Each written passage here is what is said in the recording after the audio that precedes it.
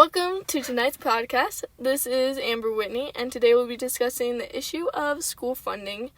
But before we get into that, I would like to introduce today's special guest, LaVere Whitney. LaVere is the founder and host of the Forced Adulthood podcast. Thanks for joining us today. Yeah, thanks for having me. I'm glad to be here. Yeah. So this week's topic is school funding. Right now in Idaho public schools, they're really struggling to get funding. So LaVere, any ideas on how we can fix this problem? Yeah, well, obviously it's a big issue, but the first one that always comes to mind would just be increased taxes and see if we can get funding through the taxpayer. So that would be the first one that comes to mind. Yeah, that seems really straightforward. And it's funny you mentioned that too. In Idaho Falls right now, there's a school in the city of Idaho Falls.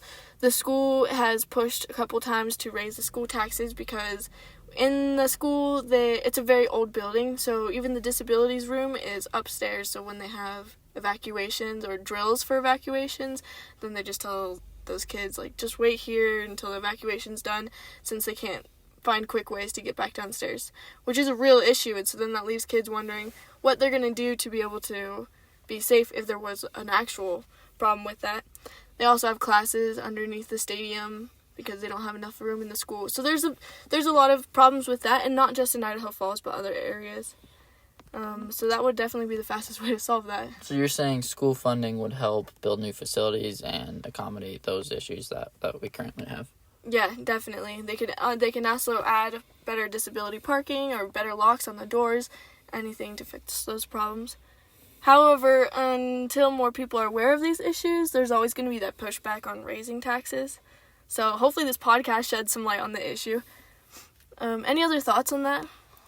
Yeah, the other thing I've heard of is just when schools can rent out a part of the school. So if they're not using the stage or the football field or things like that, they could rent it out to other schools or venues or just events that could use it. So that could be highly beneficial. I don't know how the marketing would really work on that, but that could potentially be one thing to at least get those students out for drills, or if there were an actual situation, and raise funding that way. So yeah, for sure. That definitely would create another income for the school to be able to even better the school lunches so that they have well-rounded meals. That would be helpful.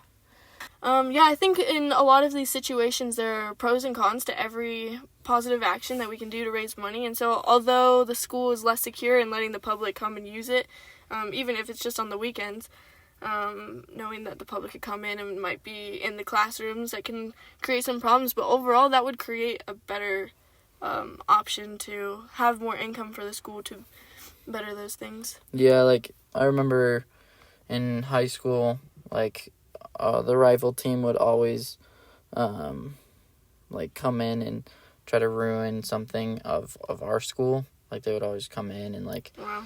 do something in the school, or spray paint something or do things like that. So you are kind of also opening it up to people who would want to do stupid things like that. So yeah, that's a pretty solid point of you want to keep it locked up as much as you can. So right. And so in raising that money by renting it out to the public, even if it's just the parking lot, you can use that money to even make it more secure so that you could also rent out the inside of the building and avoid that problem.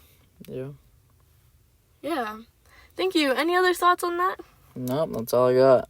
Yeah, I think that's awesome. And one thing that I like about solving these issues during these podcasts or finding solutions is that there isn't always just one answer. We can even do multiple things. Having an employee from the school go to city council meetings and let them know of what's going on is always helpful.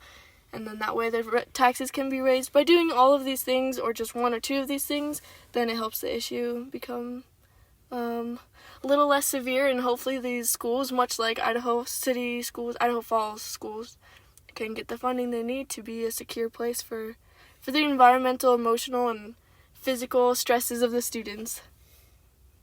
So, thanks for joining us today, LaVere. Yep, of course. Have a good one. Thanks, you too.